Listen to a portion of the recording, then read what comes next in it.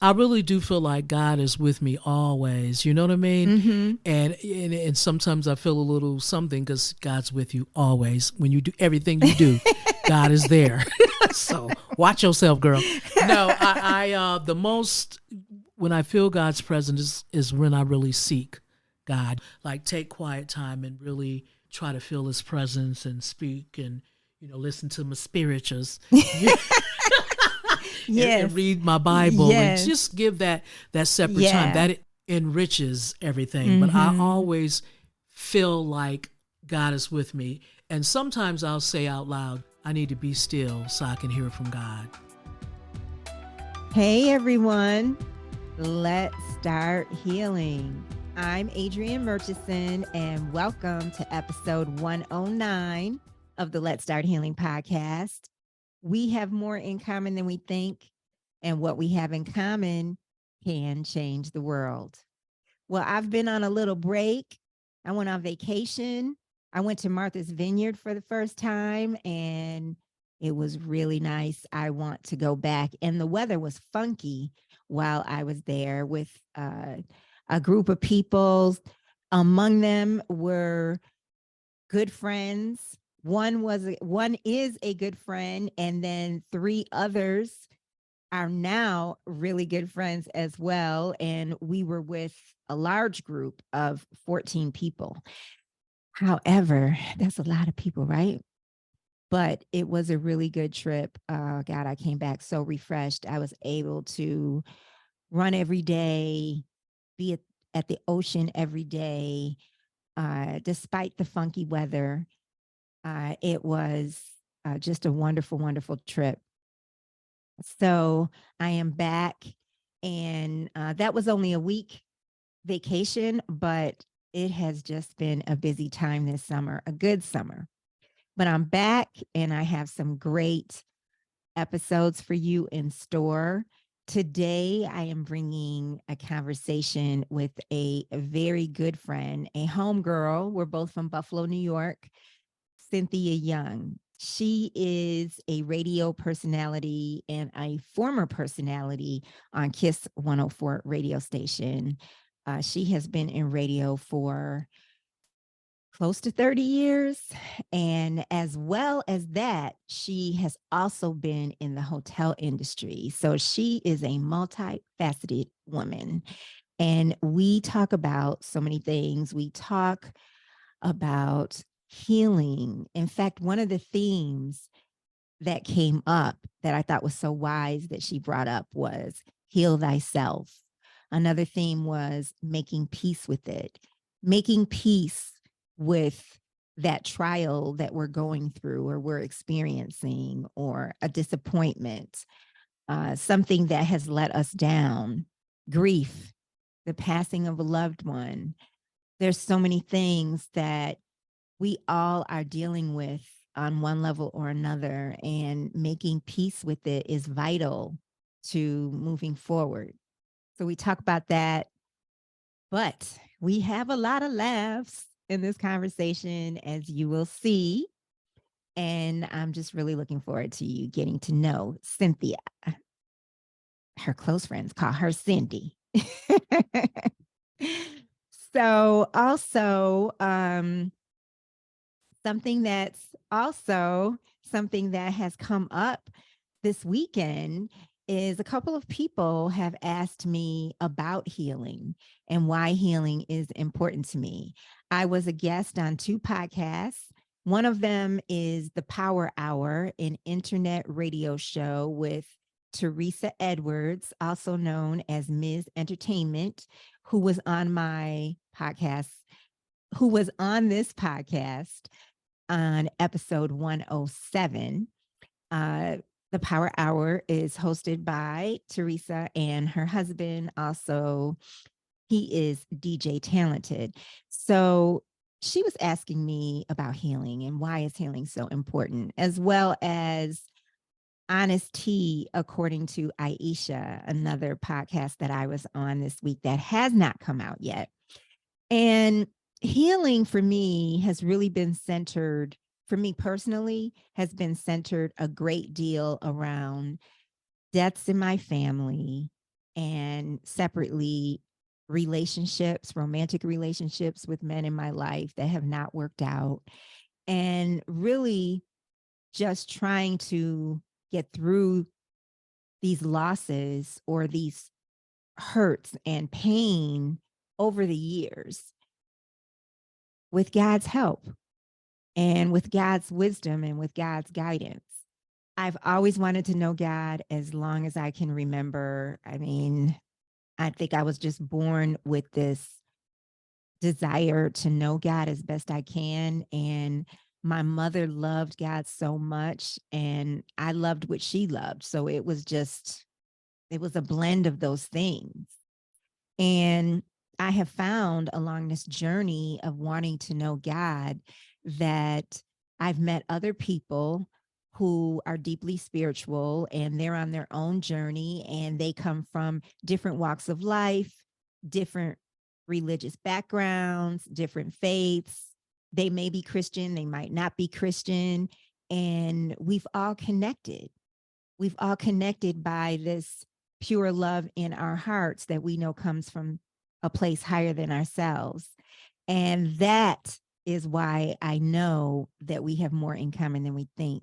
And what we have in common can change the world. And that is healing.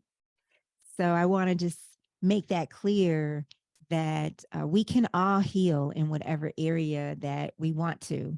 It is just a matter of desire and a matter of willingness and a matter of calling on that power that is greater than we are as humans. We can get through anything, and we see that with all the tragedies that take place on this planet, in this world, in our own respective lifetimes. We see all that we have been able to come through. So yes, we do have more in common than we think. I also want to bring up, before we get to Cynthia, is that something has been on my mind recently more and more, is this knowing about how people remember more about us in the way that they feel when they connect and communicate with us than what we actually say. I think that we know this intellectually, but we just kind of put it aside sometimes. And I personally am just becoming more and more aware of that. And I hope that I leave a person that I'm communicating with and connecting with in a place of a positive space and a loving space, that they're not walking away feeling agita and negativity. And I'm sure that's happened sometimes, because sometimes we're going to disagree. And sometimes we all have that come to Jesus conversation with another person. And we just have to do the best we can. And I know that that is very important to me, because sometimes I am talking to people and oh my goodness, I'm like, Lord, it's a lot of energy, a lot of energy that is negative or anxious and projecting. And I'm not talking about anyone specific or a specific situation. But when I experience that, it also has me thinking how I don't have a desire to project that onto someone else. And so just try to do the best I can. That's all we can all do, is the best that we can. Well, let's get started. Let's meet Cynthia. And let's start healing. Welcome, Cynthia. Hey. Not only are you finally here today, you are finally here. I've been trying to get you. Maybe that's why I've been so patient all day. I think so. It's like, okay, it's only been what, 5-6 years?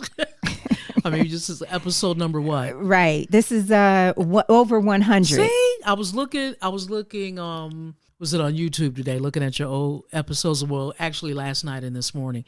And I'm like, she's had all these episodes that I've never been on. But I don't really look at it like that, because I'm like, Well, why would I be on? Oh, because I asked you and you have so much to say. You know, you're a closet preacher. A closet you know? preacher. That's the first.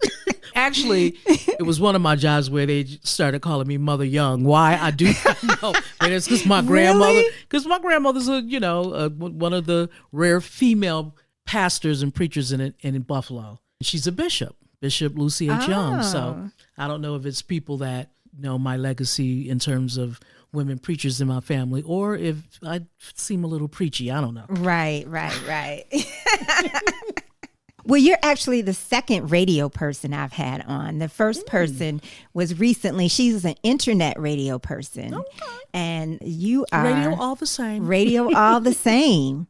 So, especially these days. Yeah, big time. Everybody is a DJ. Right. All you need is a mic and an interface thing, and you too can be... Well, you are a legend. You too. I consider you, you're definitely a veteran. Yeah. It's been a minute. It's been a journey, I should say. Yeah. Well, we'll get into the radio shortly, but I want to know how you feeling today. I know this isn't, but you've been feeling something today. Yeah. Which is why you're like 6 hours late. So it's 6 hours. Wow, that's a lot of procrastination in a day. Here lately, I have a lot going on. You know what I mean? I'm in transition on so many different levels. A lot of transition has happened in my life probably since last year sometime. Yeah. And then I'm currently in a job that I finally got another job, and I'm in transition with that. So, whenever you're in a transition space, right, sometimes there's some uncertainty, and sometimes it's just a lot of thinking and a lot of pondering. So I've been in a pondering mood today. Yes. And I think that you're still grieving. You lost your sister, and you sent me a text earlier about, you feel like, I don't know, I should be happy, I'm not happy, or something, about happiness, and I don't know how I feel, but you're grieving, and you've lost a few siblings. Yeah. And it's disorienting. Yeah. You think to yourself, okay, what do I need to do to keep going? Because really, especially when you're in a public kind of job. I'm in customer service. I'm a manager, so I lead people. So, people feed off your energy. So I'm always conscious of that, as being a manager in a public type of business in the hotel industry. So I always feel like I got to kind of be on and popping, which means that, it's almost like you got to wear a mask, Right. So sometimes you don't get to really grieve until you, I call it in the still of the night, when you are home and can kind of let the day go, then you got that time to be quiet with your thoughts. But then that can get kind of tricky too, because it's like, okay, so how do you relax? It's very easy to do something else to mask the pain, so you got to always be kind of conscious of that as well, in terms of how do you deal with your grief when you got to keep going and you decide not to crawl up in a big old knot and die. Definitely. No, that's real. Yeah. That is real. Yeah. First of all, it's exhausting when you have to put on a mask all day long. Mm-hmm. And then when you get out of that space, you're exhausted. You're exhausted for many reasons, physically, mentally. And then when you really think about it, you really go home for a few hours to just do it all over again. Mm-hmm. So if you look up, you can look up and it's been months and you have not done anything about your grieving process. Right. Until something happens or you think about something, and then you're having these, these emotional bouts. At some point you're crying a lot and, and then you still got to pick yourself up again. Or with me, I'll watch a television show and I'll watch a movie and it'll just take me there, so. When my brother Jeff passed in 2014, I was out of work. Like I got laid off a couple of days before everything happened with him. And I remember just being so exhausted, and I was supposed to be looking for a job, and I might show up for something obligatory, like, oh, I need to do this because I need a job. So I might go have a conversation.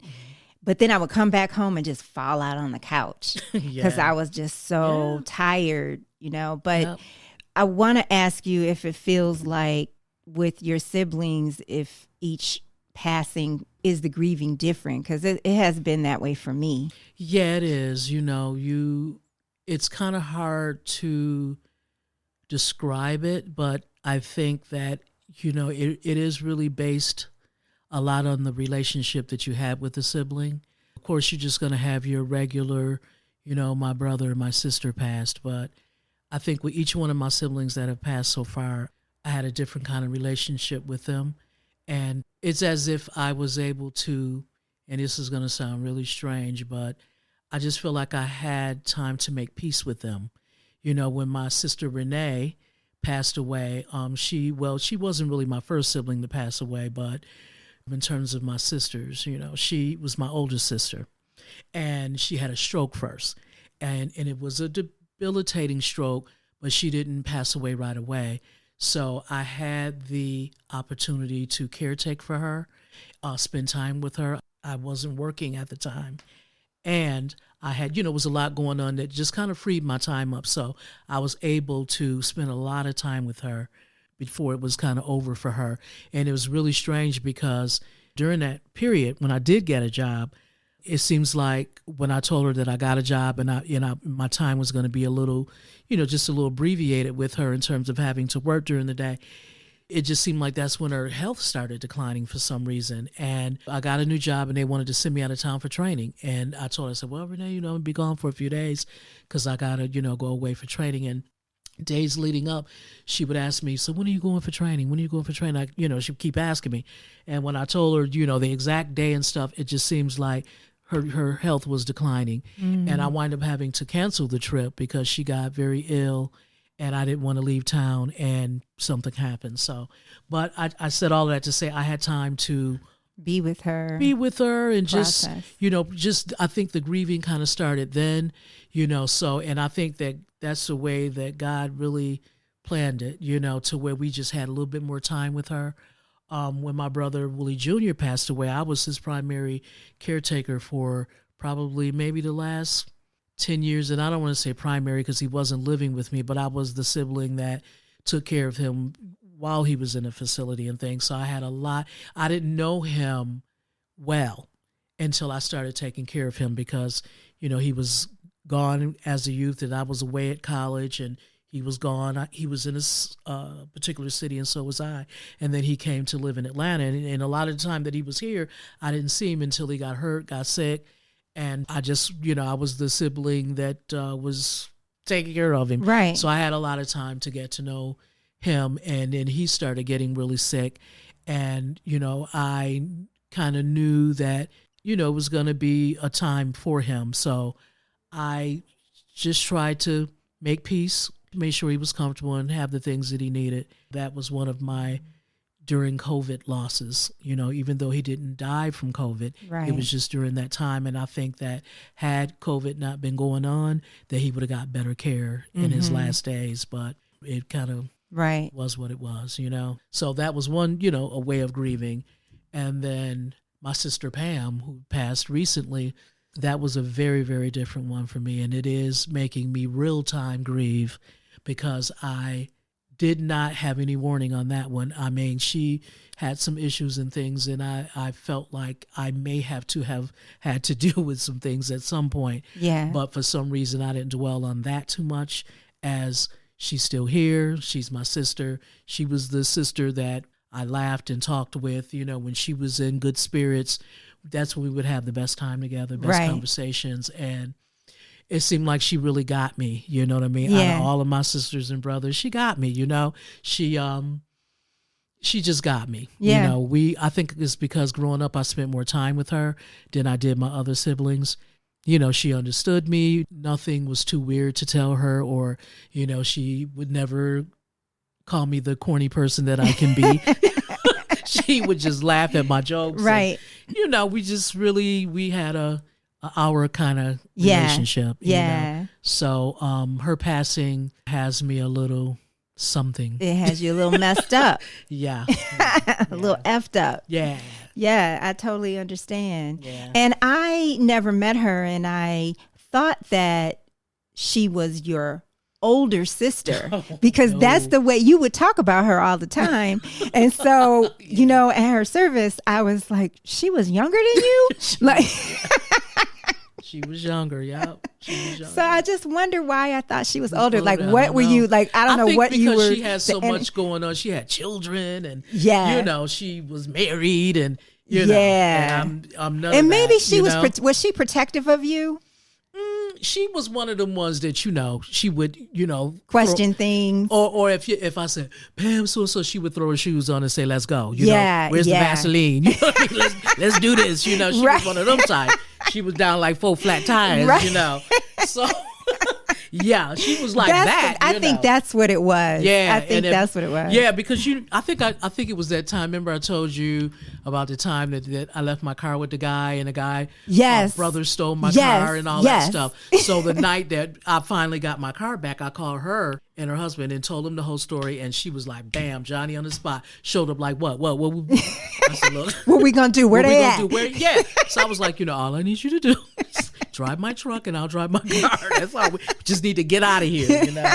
So yeah, she was down like that. Yeah. In terms of, you know, and that's how family is, you know. Exactly. Well, what have you been doing for you? You know, with all of this, you know, to take care of yourself? Let's see.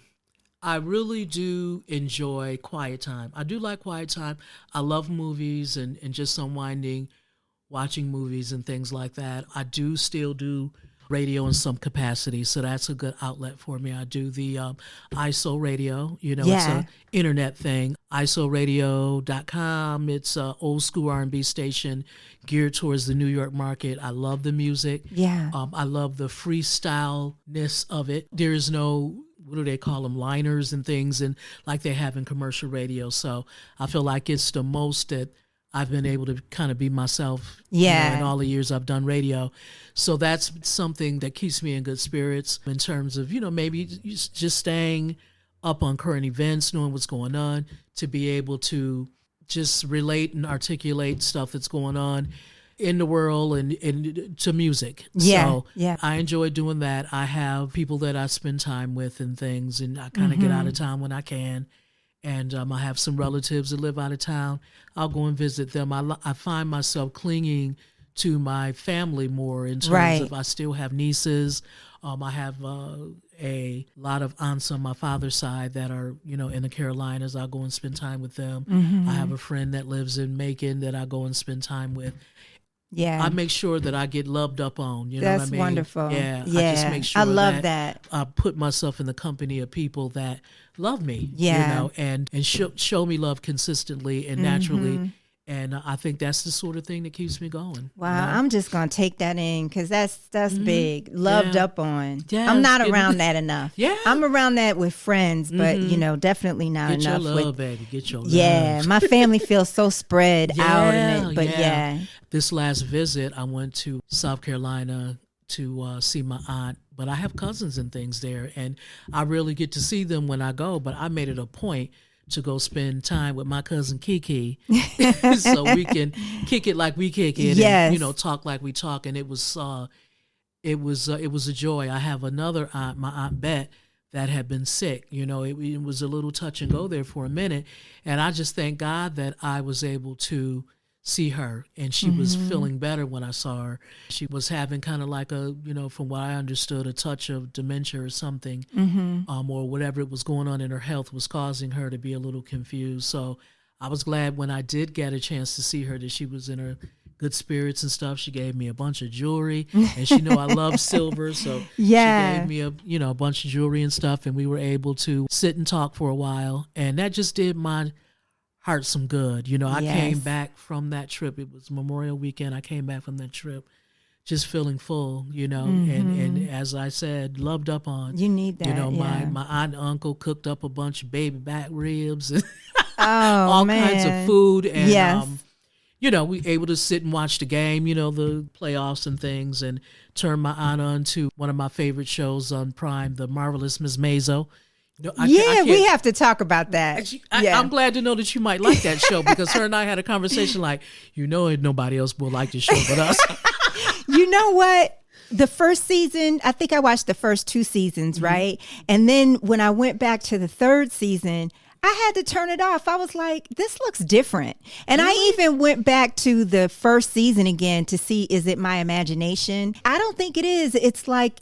Was this after Shy Baldwin, when she opened for Shy Baldwin at the Apollo? Yeah, it was the next season. That next season. Okay, it's like, yeah. and I was like, But this that seems season too was theatrical well, to that me. season was so dramatic. That was a great season. That's season especially 2. That last scene. Yeah. After she thought she was being whatever on stage and talking about him. And don't give it away. I'm not. But that Cynthia last scene, will give something away. I will. But that last scene was so powerful. Yes. That next season they needed to come on with the right. come on. And then they were off like a little on a bit. Ferris wheel talking crazy. Yeah, I was like, what is this? It already requires a. You have to have an acquired taste, I guess you would say, for it.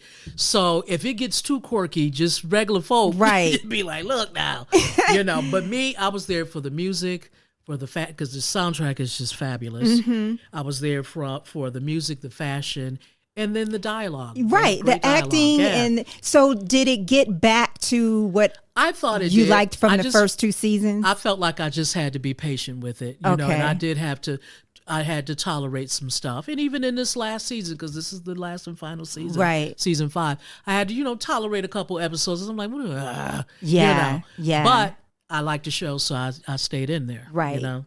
I want to say something about getting loved up on. Mm-hmm. Like, I feel envious because I feel like, you still have aunts that are alive. Mm-hmm. Yeah. So they love up on you. Yeah. Because I want to say that when I get around my family, I feel like, the older I get, I may not get loved up enough. Mm-hmm. But because there's the aunts, like our parents mm-hmm. and our parents' siblings are all gone now. Yeah. And I think it's because of the dynamic of the aunts that I have left. Like the one aunt that I have in South Carolina, I'm a little closer to her than I am my other aunts. And that's because she, kind of grabbed me when I was a kid, and mm-hmm. she is largely responsible for discovering myself, discovering my voice literally, because she, she noticed that there was something special there, and she started like training me for the Richmond speaking contest, for the NAACP Axel contest. And that's when I started doing oratorical contests and just speaking and becoming aware of my voice, which led to me doing radio. Yes. But had she, a 20 plus 30 years in radio. Yes. Wow. And it was in that moment that she kind of took that, saw that, and developed that. And it was that got me an audition to go to the Performing Arts High School, where I was able to start broadcasting, in the 9th grade. It was because of her just taking That's interest wonderful. in me and helping me discover myself. Some people go through life and just never know who they are. That's so true. But she helped me tap into basically who I am today, really, in terms of my career. And, that one person that you try to make a decision, but you got to run it by them before you do anything. So she's been like a mentor. Yes. She sees you and she saw you. Yeah. I think when I trained for the Richmond speaking contest, I think I was probably about 12, something like that. The first, she exposed me to Gwendolyn Brooks, Amazing. The author Gwendolyn Brooks. And it was so, gosh, man, it was just so profound, because Gwendolyn Brooks just happened to be doing a talk at Buff State. So I was able to actually meet Gwendolyn Brooks while studying one of her poems for the contest that I was going to be in. So it was a great exposure, and I'm just grateful to this day. So we can still connect when I really need to gather myself. That's where I go. When I'm between jobs or things get crazy, that's where I go. That's huge. Yeah, I thank God for that. Yeah. Never mind, I'll skip that What? part. Tell us. But no, just conversations that I've had where I always would tell her, how some people just, they're going to live to their 100. Yeah. She's like that. And I always be, so, she said something about leaving something to me. And I was like, honey, you will outlive me, trust. I know you will. And she's in better shape than me now, and she's in her 70s, So, yeah. Oh, that's beautiful. So I was thinking a little while ago about sacred time and like, what is my sacred time? And people think that I'm not a morning person. I mean, I'm not a morning person in the sense of I want to talk to you in the morning, I know, right? or I want to be somewhere in the morning. Yeah. But then I can sleep late, if I don't have something to do. But I can also get up really early, and I like the morning. I feel like that's that time where my spirit is really clear, my mind is clear. I can get connected, and so that is the sacred time for me. I don't like a lot of agita in the morning, because that's don't wake me up a certain way, right? Because that just upsets my flow. So the morning is sacred. That's a sacred, not that other times aren't. Nighttime could be sacred too. But I'm saying this to ask you if there's a sacred time for you. I would have to space say, even. Yeah, I would have to say mornings as well, because my clock wakes up about 4:00 every day. I mean, I'm not getting up. I might just get up and pee and get back into bed. But 4:00 I'm up. And then what I have to be careful about now is just being quiet with my thoughts and using that time to maybe talk to God or really try to process something. I have to be careful about that, because I will, go on YouTube and pull up something and just do a bunch of surfing and listening to a bunch of stuff on my phone when really I should be still, Right. But sometimes quietness to me is too loud. If that makes sense to does. you, it could be so quiet in my bedroom where I got the blacked out curtains and everything. It could be so quiet and dark that it's just too loud, so I got to disturb the peace. I got to, like it's do too something. much. You it's can't, just too it's much. just I'm too not- much. I can't It's be- too much. Yeah, I just can't, I'm not in the mood for that right now. And I will pull up something, and even if I pull it up and sit it on a pillow, it's something that I can listen to, but it's something that it's not nonsense. It'll be something that I either want to learn or something that I want to know, but I will put some some sound in the room. I heard your latest podcast this morning with the young lady that you were on with. I listened to you guys this morning. That was about maybe 7 this morning. I listened to you. Well, thank you for listening. She's who I said her voice would make me think of you, even though you're not identical voices, but she's got that deep voice too. The tones. I heard the tones there. Yeah.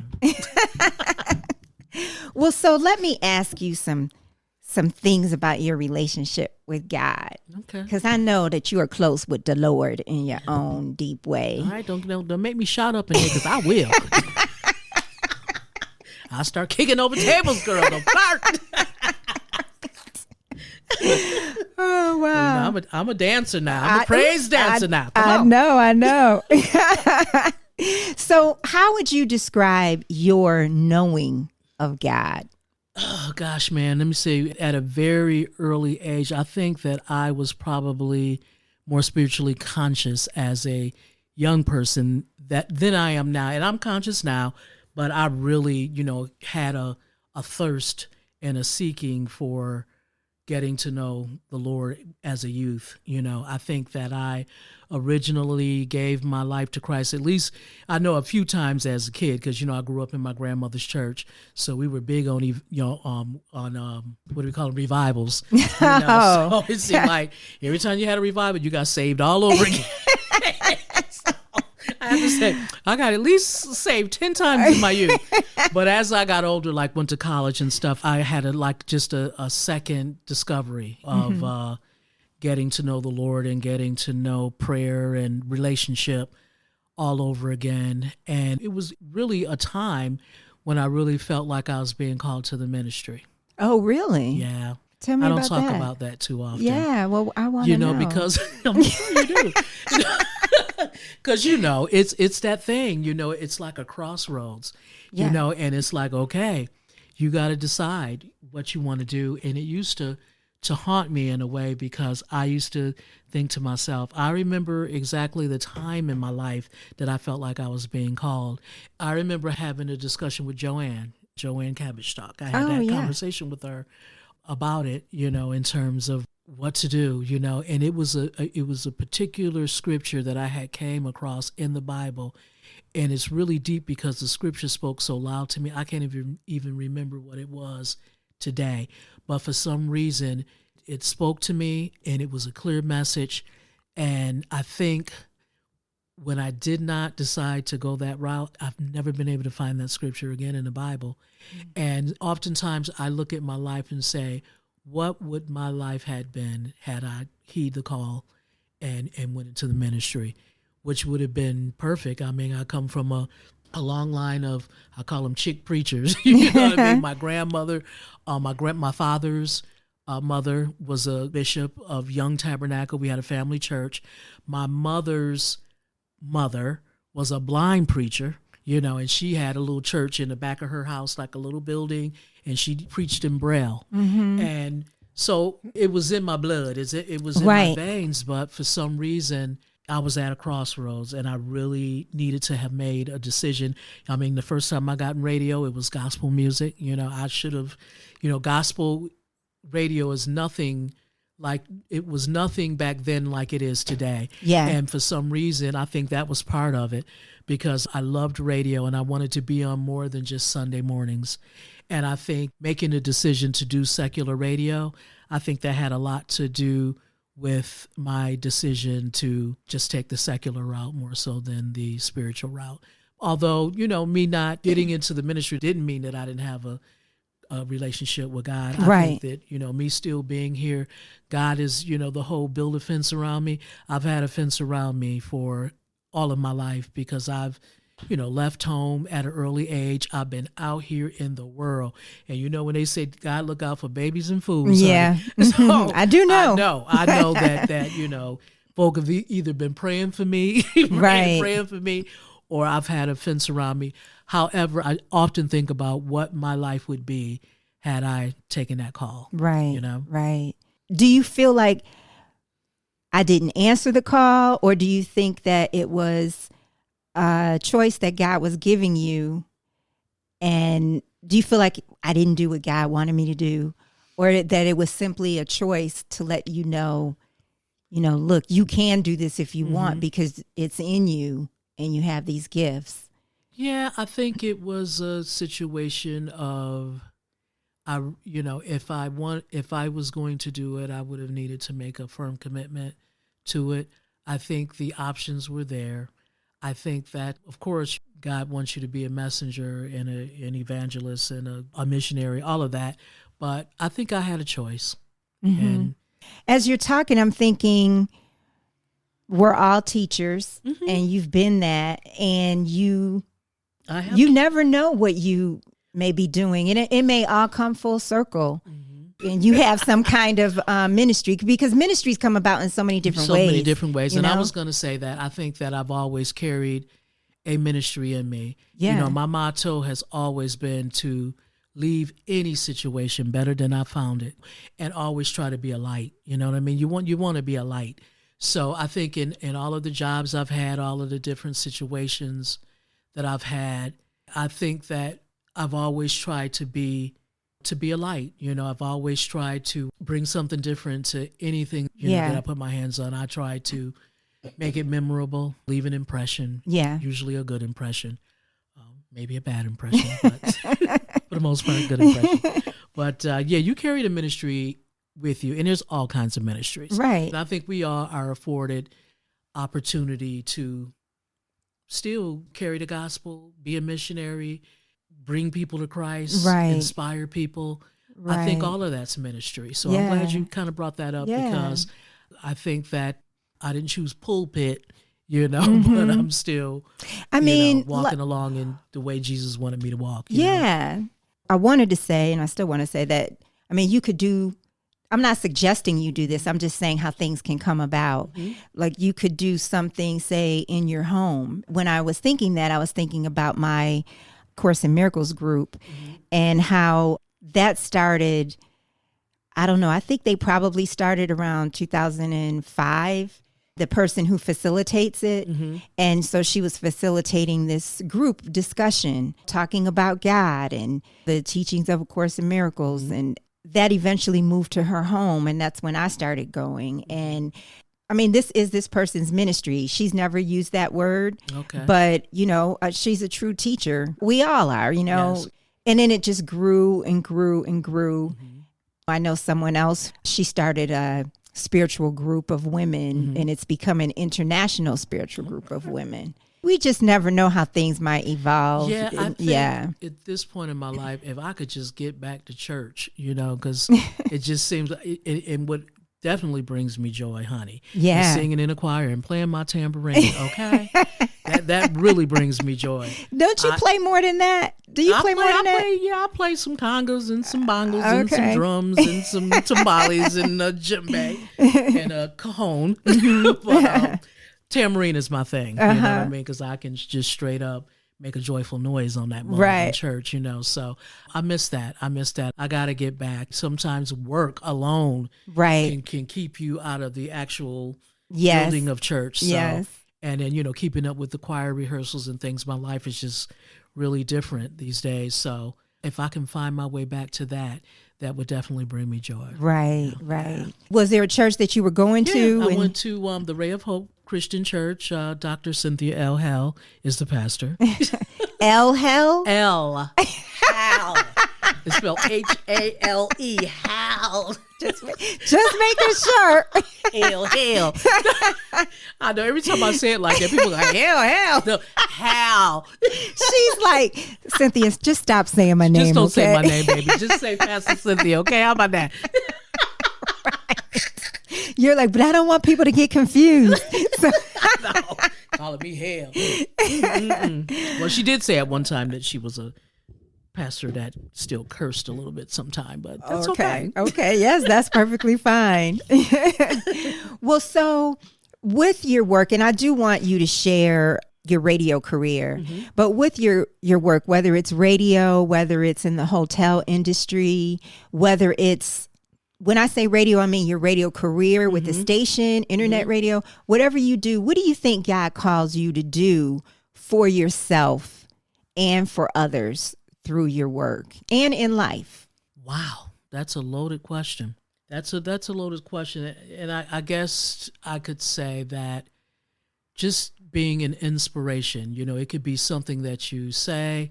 It could be, even like in radio, I've always tried to have a sense of humor. I did a stress-free work day, I used to call it.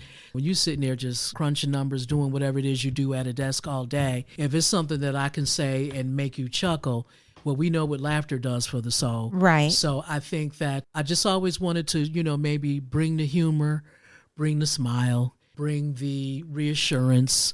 And I try to do that, in mostly everything I do. I lead a team in the hotel industry. I have to motivate a team. I'm constantly trying to inspire them to dig deep and find out what you really want. I understand that this may be a job, unlike a career to you, but use it as a means to something else that you want to do. And just making them be the best possible people that they can be. Because I always tell them, hey, this is not the business for you if you don't even like people. You got to like people to be in this business. Right. So can you deal with engage the guests? Can you say something? Can you strike? I said, there's one thing that you can say. You can say one thing to the guests like, so how's your day been? Right. And that will strike up a whole conversation. Yeah. So I think trying to train them to be more engaging with the guest is helping their personalities and bringing them joy, because when people compliment them or they see the reviews and their name is mentioned, they're like, wow.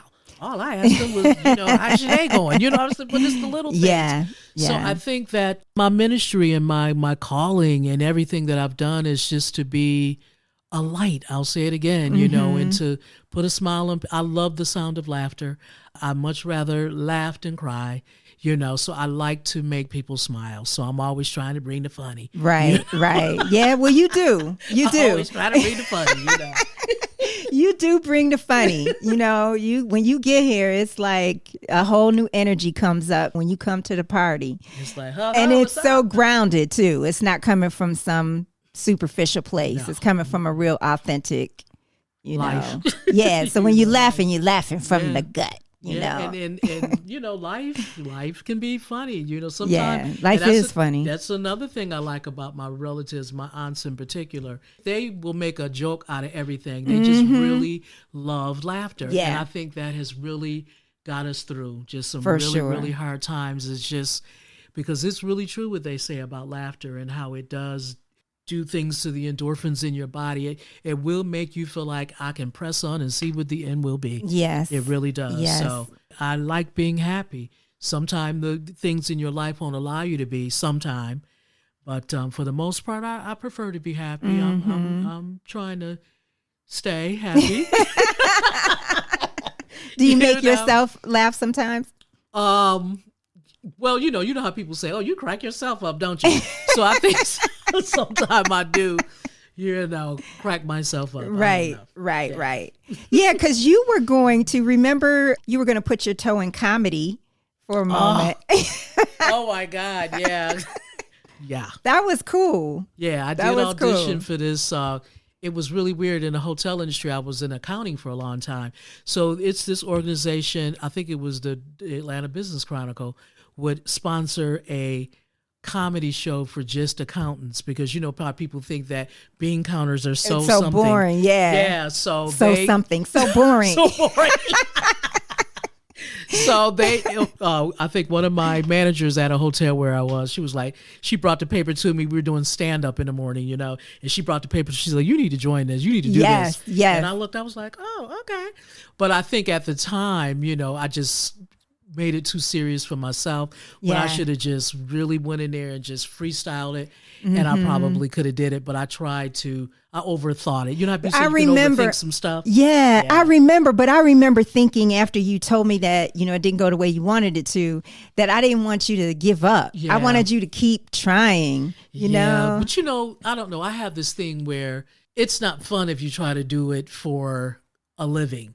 Or you try to do it for any other reason other than just being natural. Yeah. And just bringing or you gotta just love it. But you live and die by this thing. I don't think I can't force myself to do it on that level. Yeah. I think it's a shame because I'm enjoying it. Just seems like when you don't get paid to do something, you enjoy it more. Right. I think when you get paid to do something, it takes the fun out of it sometimes, So we'll see. Yeah.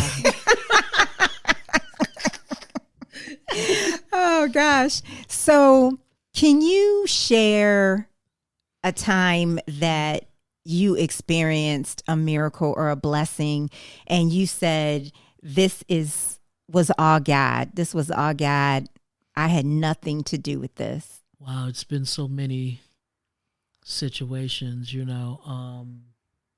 I don't know. I guess I could say I had the opportunity to do radio full time. I was part time for years and years and years, and I was fine with that. Working on the weekends, filling in for slow jams, filling in for gospel. And tell them where you worked. You worked for Kiss 104. I worked for Kiss 104 for a lot of years. So when I had an opportunity to go full time, I was like, you sure, God? This is something that every day? Really? It came out of the blue. It just kind of happened. And I was like, it must be from God because I wasn't asking for this. I was cool being a bean counter during the week and doing radio on the weekends. I was cool with that. Right. It happened, and it was a pretty interesting 6 years of my life. I say 6 because, each year they do 2-year contracts. And it was probably so far one of the biggest highlights of my life, not necessarily in a positive way. And it was positive, but it was a learning experience. I learned a lot about myself during that time. I think I really grew up as a person. It was an interesting journey. What did you learn? To help me with my confidence. I had to be a little bit more confident about myself. It got me over stage fright. I used to be nervous about doing things a lot. I had to let that go, honey, because I was having anxiety about every little thing, Yeah, you were having anxiety about some like big interviews that you would do on the radio, and they were always great. They were always great. Oh, I was such a fraidy cat, I just would get nervous. I would get nervous, and I think that is what. I think that is probably was what made it kind of hard for me. That everything made me nervous. It's like, come on, Cynthia, because I saw some of my other colleagues, and they. I guess they never let them see you sweat thing. They were so natural at it. And I've considered myself natural, but I used to trip, Yeah, so yeah. I kind of wish that wasn't such a big deal, but I got through it. I know that, everybody have their reasons for doing radio and wanting to do it. For me, it wasn't about the fame. It wasn't about the perks that go with it. It really was about being on the radio and entertaining people, Yeah. and talking to the people every day. And, I didn't get a chance to be myself as much as I would have liked to be, but for most of it, I was able to have some fun. I love music, so just being exposed to music every day, being it was old school R&B, that was right up, that was my wheelhouse. Yeah. So, I just love being close to music. Every now and then I actually got a chance to interview an artist that I really liked, like Stevie Wonder and Jill Scott, Will Downing. Him and I had a really great interview together. There were so many folks. Phoebe Snow. Can you believe I actually had a chance to interview and talk to Phoebe Snow right before she passed away? My gosh. We were in the process of trying to get her to come to Atlanta to do a show, but she had been sick and things. And so it was times where I wouldn't have been afforded those opportunities had I not been in radio. So I loved it for that reason. But that was one of my miracles. That was one of my miracles because that straight came from God, because it was nothing that I was doing in my life to, say, okay, you're going full time, kid. I was cool. I'm serious. For years, I was part time, and that's it. And I can tell that I didn't sit around rehearsing for it because of the way that I did certain things when I got there, and I do recall some of my colleagues saying, oh, you should be more Hollywood. You should be more this. You should have, I think they said an agent. You should have an agent. You should have a stylist. You should, those are things that I never thought of. I just thought I'd just pick up my headphones and roll up in there and have a little something to talk about and be okay. But a lot of folks felt like I should have had more of a Hollywood approach to radio. And I kind of let that kind of go to my head in a way of feeling like I wasn't good enough because I wasn't that type of person. But I didn't let it take away from my talent. I always knew that I was in the top talented sisters in the city. Right. So I never let that deter me. But I know that if that's what people wanted, flash and dash, that wasn't me. But that girl never reflected in my numbers. I had very good numbers the whole time that I was in radio, and I think it was primarily because I was relatable. Right, right. People liked me because I was just a regular sister, Yeah. Do you feel like the powers that be, that impacted your... Yeah, because that's what they wanted. They were just grasping for straws, trying to see what, gimmicky, especially when Atlanta kind of became the Black Hollywood, when the Real Housewives of Atlanta came and people was looking at this city as the Hollywood of the South. Yeah. A lot of program directors thought that that's what they needed. They needed that kind of persona, to sell radio. And, and I do recall when they approached me about going full time, I straight up told them, I said, I'm not the type that can sell TNA, and they were like, oh, and TNA means tits and ass. You know what I mean? I'm not, I'm not a push-up bra kind of girl. I do enjoy a good bra, but you know what I mean? I can't walk in stilettos. I just can't. I never have been. So, and I don't mind beating my face and looking cute for stuff. And I've always had natural hair. So I'm like, if that's the chick y'all need, then y'all need to go find that, because that's not me. And the program director at the time was like, no, we did that. We want to try something different. From what I understood, being me was, it was when the PPM meters first came out. I experienced every bonus that they had to give away at the station. Yeah. I remodeled a bathroom off of those bonuses. I remember that. Yes. So I had a good ride, in my opinion. You ask somebody else, they could probably got a lot of stuff to say, but, it was good. It was good for the most part. It really was. Well, share what you're doing now when you said ISO. Mm-hmm. ISO radio, it's basically, I don't like to use internet-based radio station. It does provide you an opportunity to be heard all over the world. isoradio.com. You can pick it up directly at the site, isoradio.com. As in ISO. Yeah, it's I and then soul. Soul. Soul, like SOUL. Yeah. Okay. Like iPhone. Got you. ISO. Got it. Okay. Got it. And if you like old school R&B, you kind of got a broad spectrum of what you like, you can find it at the station. They play a combination of house music, old school, some current stuff, some rap, some this and that, but it's not hodgepodgey. It doesn't sound hodgepodgey. It still flows. And I always tell people that's where the radio legends reside because it's a lot of talent on that station, particularly from the New York market. If you, Vi Higgison, if you remember the Vi Higgison from back in the day, she's on there. She does Soul Serenade on Sunday nights. Let's see, who else is on there? Tony Love. I think Tony Love was in the New York market for a long time. But it's some great talent at the station, and I'm just glad to be. I do a Friday evening show, and is it live? It's not live. It's pre-recorded, but the way technology is, you would think I was sitting right up in the studio. Right. That's how professional and well put together this station is. And you're talking as well as so you have a whole like conversation going. Yeah, it's music forward. I call it music forward because the music never stops, so I'm just, having cute little stuff to say over intros. If there's some information about events and things that are coming up with the station, I'll interject that. But if it's a current event, something that's going on, I'll find a way to pput it over an intro of a song. Got you. And it's just light, tight, and bright. You get the music. Yeah. It's forward motion radio. It just keeps moving. Yeah. Love it. So when do you most feel the presence of God? Oh, let's see. I really do feel like God is with me always. You know what I mean? And sometimes I feel a little something because God's with you always. When you do everything you do, God is there. So watch yourself, girl. No, I the most. When I feel God's presence is when I really seek God, like take quiet time and really try to feel his presence and speak and, listen to my spirituals. And read my Bible and just give that separate time. That enriches everything. But I always feel like God is with me. And sometimes I'll say out loud, I need to be still so I can hear from God.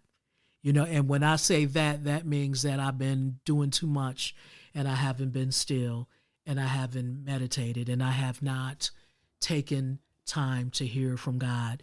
Because sometimes when you're trying to make a decision about something and you're really, really not sure, that's when I say, I just need to pray about it, but I need to allow myself to be able to hear from God. And God has a way of showing you and giving you the answer on stuff, but you got to know how to receive it, and you got to be clear enough to be able to receive it. Right, exactly. If you're all cluttered and mucked up and induced, you're not going to hear from God, I'm actually kind of doing a little podcast episode on this, but I was having this awareness about synchronicity for me, and that when I'm really connected and open, I'm open. And then I start seeing a lot of synchronicity, not that thing might mean anything, but it's what it means for me is, I'm open and I'm connected. Okay. And I don't have that occur much at all if I'm shut down or if I'm not really taking the time to have my God time so I can be centered and grounded. Sometime here recently, just for lack of a better way to describe it, some people say, don't let the devil fool you, when people say things like that, or I think it's just letting negativity in.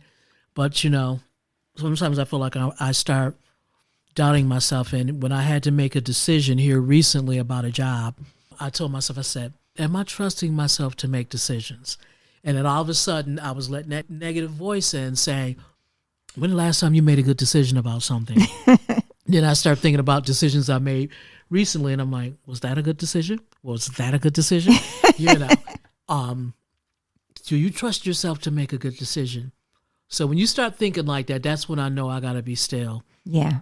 Be still, because I know that God will speak to me. I know this, but I can't be cluttered up and just crazy. Yeah. And induced. and you know what I mean by induced, right? Yes. Okay. Spirits. The other kinds of spirits. Yeah. Spirits with a twist of line.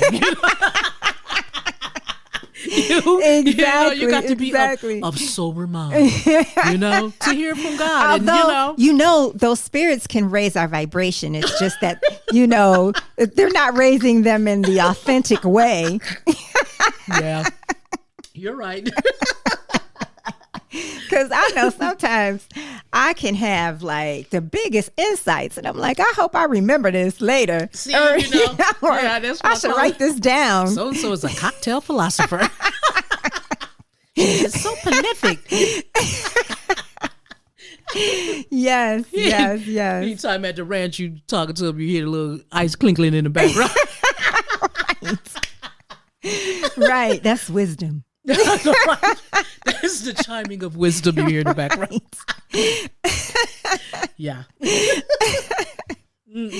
So, okay, maybe this is the last question. Well, no, I have 2 questions. Okay. Well, do you see yourself as a healer or a seeker? A healer or a seeker? Wow.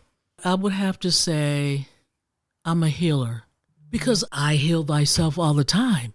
I feel like I'm constantly healing myself. Wow. You know what I mean? That is serious. Big. Because I have gotten myself through some stuff. And I know it's through the strength and the guidings of the Lord, but I have had to heal thyself.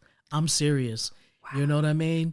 And maybe with some seeking going along too, but I know that I've had to heal thyself. Can you share more about that? Gosh, let's see. She's like, damn, why you asking me that? Well, even with the grieving process and all of the stuff that I've been through with my family just leaving me, I'm down to my little sister Diane and myself. And of course, I got extended family and my cousin Tracy's still here and my nieces and things like that.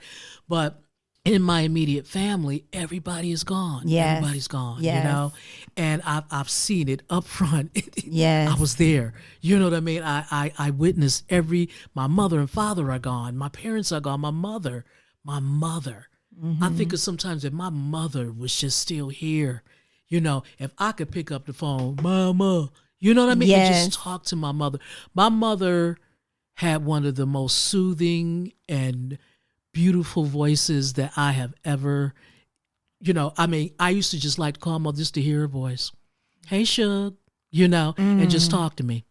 If people say, oh, you have such a nice voice, I got my voice from my mother.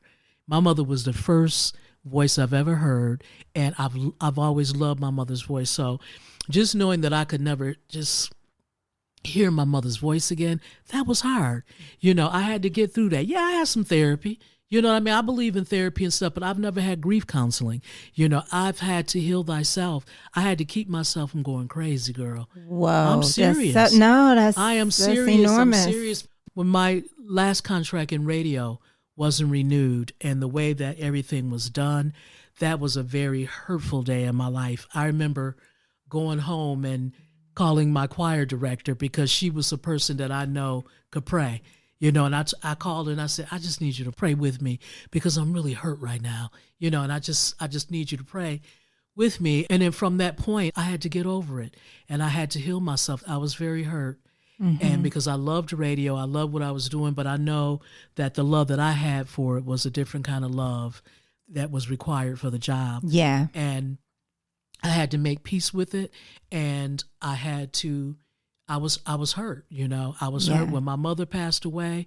That was very, very hard for me, but I had to heal thyself. I had to do whatever it took and just heal myself and keep myself from losing my cotton picking mind. You know what I mean? That is beautiful on so many levels. First of all, thank you for sharing that. Yeah. And one thing I was thinking about actually last night, because my immediate family is gone. You had a larger family because you had more siblings. And I just realized, are you the last sibling left in your family? Everybody's and that gone. Hit me the other day, when I was thinking about you, I was like, she's the last sibling. Yeah. You complain because you only got one sister. She the last sibling. Well, the thing is that, it's more than missing them. It's that they're physicality, their liveliness, like their liveliness, like I'm still like missing them aside. I miss everybody. Huge, right? I can't believe they're not here. Yeah. I mean, like when you think about like your family, it's like you remember their liveliness. Yes, and what they meant in your life and what they contributed to my life. Like my sister Renee, there was a time in my life that I felt like I couldn't make a decision without talking to her. She was my big sister, and she was a part of my healing.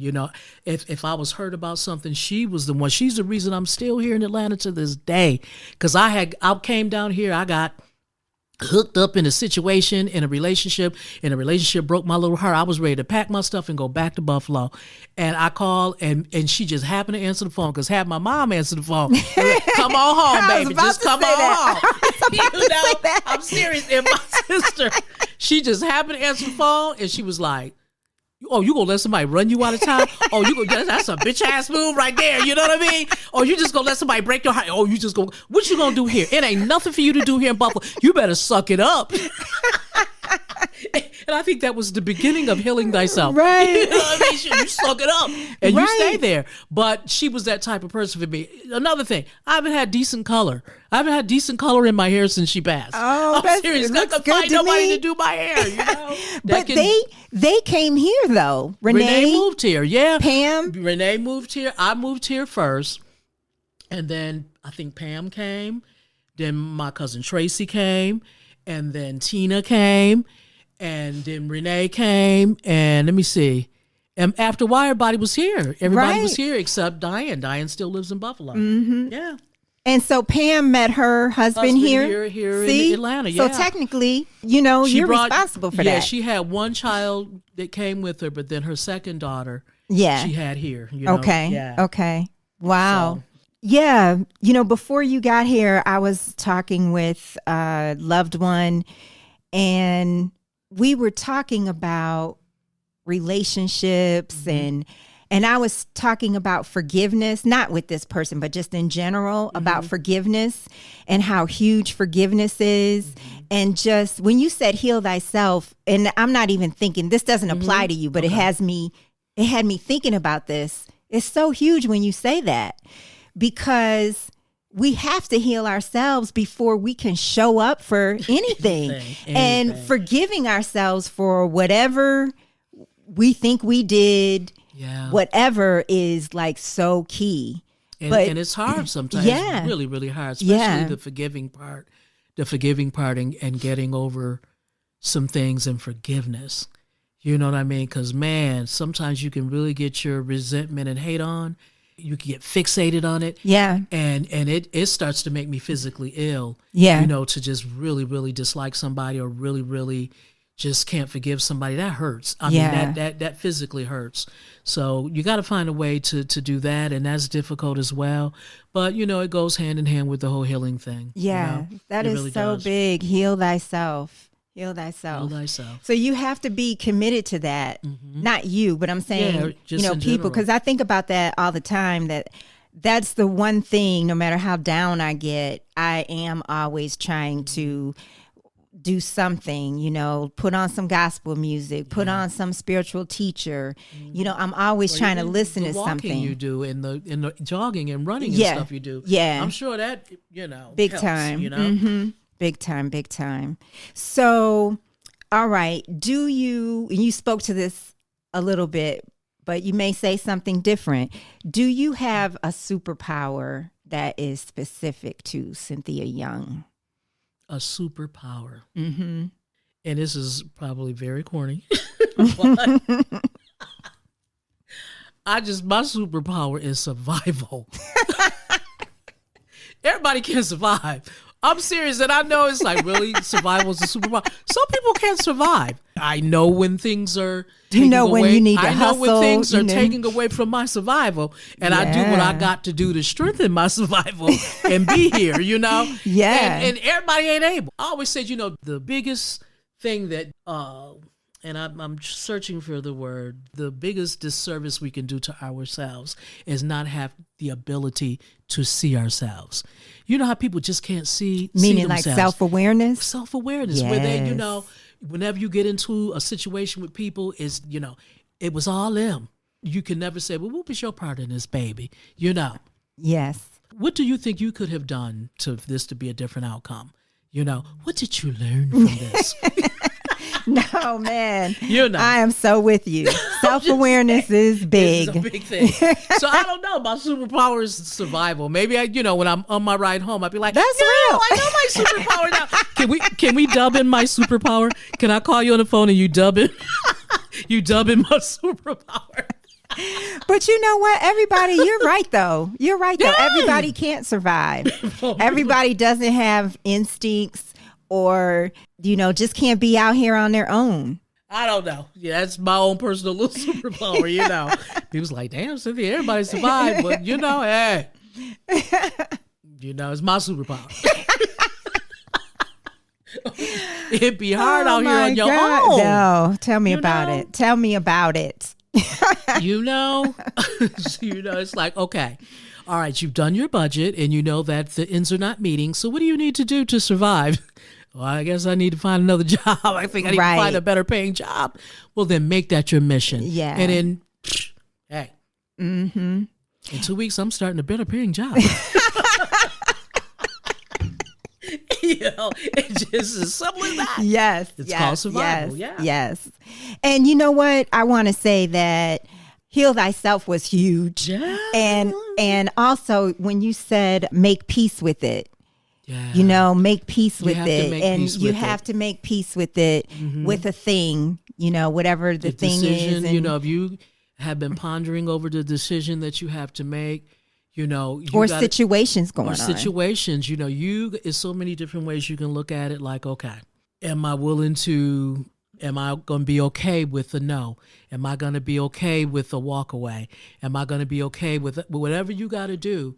You just got to do it, make peace with it, and move on. You can't keep dwelling on it. You got to make peace with it and move on. Yeah. Survival. Yep. Healing thyself. And it's common sense. Yes, it is common sense. But It's people will beat themselves survival. up. People will beat themselves up over a decision. It's like, you said no. Right. Stick with that. Make peace with it. Right. Yeah, that's true. That's true. There's so much I could say to add to that. Okay. But I'm gonna leave it there. I really appreciate you. And maybe somebody's listening to this and they think, I'd really like to get in touch with Cynthia Young. I'm having an event and I would like for her to MC, because you do that. I do that. And you've done events. I've hosted events. I've been a commentator. I've been a hype man, woman. That's right. Yeah, that's right. I can liven up a situation. Yeah. And, I look up and it's like, oh my God, I just did 30 minutes of comedy. So I do things. And if anybody want to reach out to a sister, what is my email address? Do we do email or do we do social media? Okay, I'm on Facebook. Just look up Cynthia Young on Facebook. I don't think I have that thing where people can't be my friends. And then I'm I think it Miss Cynthia Young on Instagram. Right. But it's not Miss, it's MS, it's isn't just it? MSC Young. MSC Young. MSC Young. Okay. Okay. That's on Instagram. And then if somebody wanted to email you, I'm trying to look at my phone. If someone wants to email me, mscyoung@gmail. gmail.com. Yep. M S is in Sam, C is in cat, Young. 1164, which says a lot. At gmail.com. Right. Okay. mscyoung1164@gmail.com. Yeah, We'll edit this down a little bit. Well, thank you, Cynthia. Thank you. It was a pleasure. Woo, it's over. Oh my God, I did it. I did it. And now I can make peace with it. Right. Yes.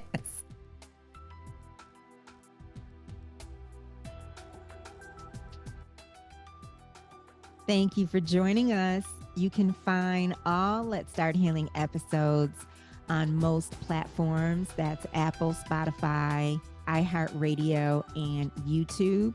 Please subscribe to the podcast, share it with at least one person, and like the episode. Until next time, let's start healing.